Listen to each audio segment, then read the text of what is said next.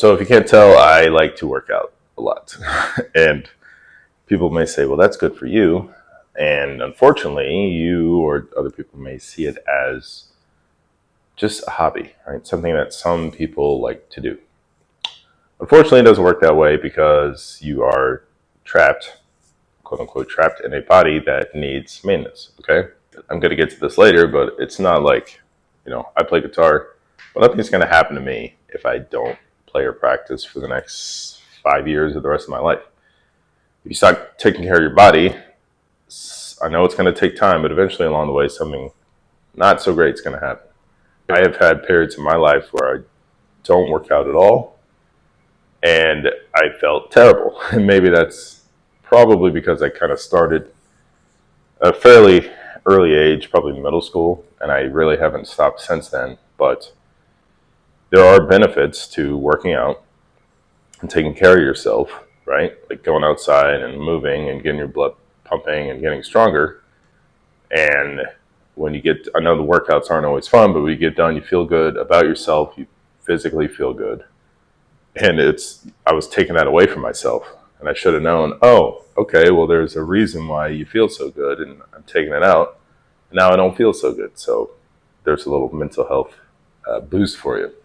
So if you or anybody wants to be consistent with their training, I think it helps to put it in a better, like give yourself a better reason to do it, okay? Because if all you see it as is something that some people do, you will see yourself as some other people that don't do it. And it'll just be far too easy to give it up or to not even do it, okay? Now, I think people have a problem. They think, okay, well, if I work out, that means I need to be a power lifter or a bodybuilder or a CrossFitter or an athlete, or I'm going to do nothing. You don't have to have it at the extremes, okay? Unfortunately, you scroll Instagram for 2 seconds, you're going to see fitness influencers that are probably lifting heavy weight, doing crazy circuits, competing, but you don't have to do all that stuff, okay? It's probably going to be a lot more boring than you realize, or that you want to accept, or that you think it needs to be, okay? Just because the top, like Arnold, they were developing in the 70s, and some people thought, well, that's what working out needs to be, and that's the end goal. Unfortunately, all you see is the end goal, but that's what I need to be, train like, and look like. It doesn't have to be that way, all right? So, what do you do? And let me kind of give you a thing that everybody does, and that is go to the doctor. Now, if you go, and now hopefully everything is good, right? You should probably go once a year just to make sure everything is fine. But if you go and they say something like, oh, well, your whatever isn't looking too good, you probably want to lose X amount of weight or do XYZ because your knee or shoulder is feeling like this, then maybe they give you something to do, okay? That's your homework. That's what you should be doing. Same thing with, like, if you go to a physical therapist, if something happens, you go to a physical therapist, what do? You probably see them for 6 to 8 weeks. Then they give you something to do, but then do you do it, right? Do you have the discipline to do it on your own? So hopefully you don't need a physical therapist again. I would hope your answers to both of those is please do something if a PT or a doctor tells you to. But most people just kind of like, okay, that sounds nice, and they just live their lives. I'm going to tell you something that I don't think you realize, and that is that you are not a car, okay? Your body is not a car. What do I mean? I have a car. You can get away with having a car or you can get away with having a car and not knowing how it works. If something bad happens, I'm just going to take it to the dealership. If I get, unfortunately, an accident, you can get another one in the next few months. There are people that live in a city that probably have a car but barely use it, or don't even have a car and just walk everywhere. Or they're old enough to learn how to drive and they just have it because they haven't needed to, all right? Unfortunately, people treat their bodies like a car, where they don't really know much about it. And they're just kind of, oh, well, I'll let the doctor tell me what's going on once a year. even though the rest of the 364 days, who knows what's happening, okay? So how do you actually do this, right? It's going to take effort, but again, it doesn't have to go to the extremes. You don't have to, I like to lift. Unfortunately, people see that and they think you are competing or you are training for XYZ, all right? Like starting strength, for example. People say that's a powerlifting program. That's like saying if I run at any point in time, I'm training for a marathon, right? Just because I squat or I deadlift doesn't mean I'm training for a powerlifting competition, because football players or other athletes use squats and deadlifts, but they are not competitive weightlifters, okay? Just because you start training doesn't mean you're trying to deadlift 1,000 pounds or start running a marathon. You just have to find the things that apply to most bodies and do them to get some benefit out of. I'll give you some guidelines, but again, in the end, how you train is up to you. But the big categories are: one, you need to strength train. Okay, it can be weight or body weight, because first of all, in the real world, you interact with stuff. It's either your own body weight or stuff you have to pick up. So if you're stronger, the stuff you need to do will be easier. Okay, if you can body weight squat and it's easy for you and you maintain that the rest of your life, you're not going to be like, oh, I got to push myself out of this chair type deal. Okay. If you can, deadlift a decent amount of weight and it's like Amazon shows up, can you pick up your own stuff without having to call your neighbors? All right. So strength train, one. Move a lot is the second one. You can add carries to your workout, just walk. You can do crawls. So that's moving, strength training, moving. And the next is like bonus stuff, right? If you want to play a sport, if you want to do high intensity interval training, that stuff is great. HIIT is great for, I guess, feeling the burn, calorie burn, but a HIIT workout can be 5 minutes, 3 days a week. So add the other stuff first, so you're getting stronger, moving around. Have your bonus stuff, and the last stuff is the boring stuff, which is all the things you should do to make your workout better. So get enough sleep, eat like an adult, stretch when stuff is tight, and honestly, stuff like reading, that'll help you sleep. And if you're like, I don't know what to read, guess what? All the stuff we talked about having a body and how do I take care of it, start there, all right? You don't have to go out and get like an anatomy textbook, but think about a goal you have for your own body, and seriously, Amazon search or go to a library and look up the books related to that goal, and that'll be your reading.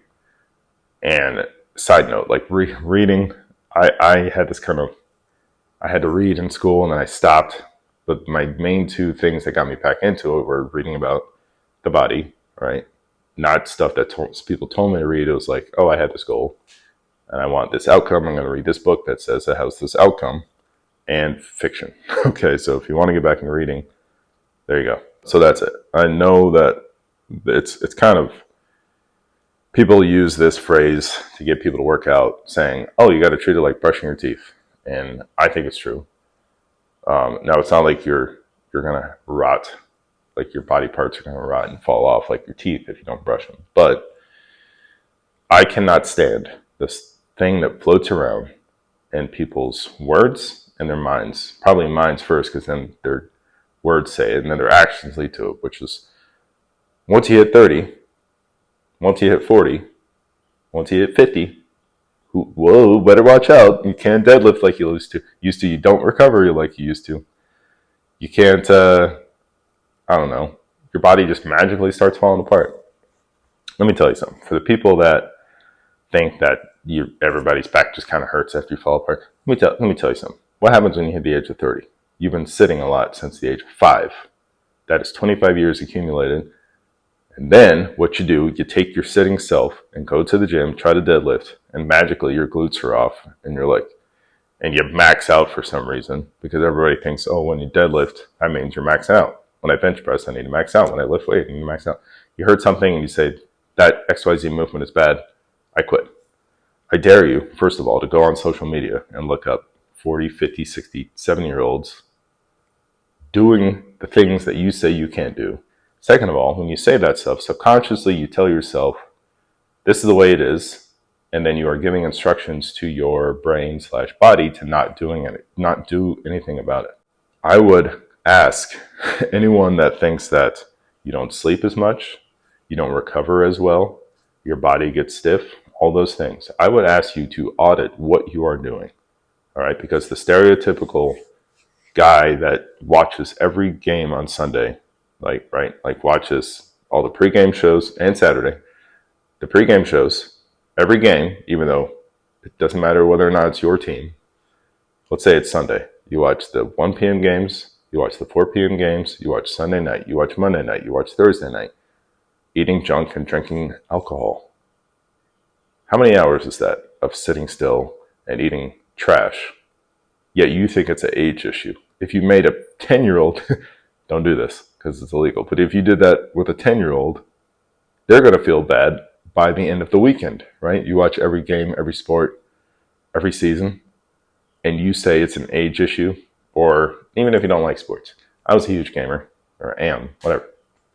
But I would gladly play video games 2 hours a night. Sitting still for 2 hours a night with your tight hip flexors, and now you think it's a age issue, right? I dare you to replace 10% of that time with going to the gym and a yoga routine, and you'll surprise yourself. All right, that was a rant, but it's over. But the whole age thing, the last time, at least for me, you tell me, but where exercise was a requirement for a lot of people was, it's like PE. You have PE, but you also have recess, which you enjoy, but the curriculum is usually, in school, it's PE. For me, the last time it was a requirement was freshman year. Everything beyond that was an elective. And by the way, I took every year after that, I took it because I'm like, yeah, I'll work out for school credit. But that's 16, okay? What if everybody stopped at the age of 16 taking care of themselves? What would happen? I don't want to know, okay? Now, when I wrote this, I don't really know how old he is now, but as an example, Dick Van Dyke is 100 years old, okay? What do I think is the key to his longevity? Well, I don't know. He's probably positive attitude eating, but he also works out 3 days a week. Now, it's probably not nothing stellar. It's probably good enough for a 100-year-old, but at least he's still moving around. And, because exercise is good for your body and your brain, okay? Obviously, you want your body to be moving, but you also want to kind of be there as you age, right? And this stuff helps you. So you can't get out of it because you have a body. And if you want more life in your years, you need to do something with it. All right, that's it. Thanks for watching. Subscribe, newsletter in the description and all that. If you have any questions, let me know. Now go work out. Bye.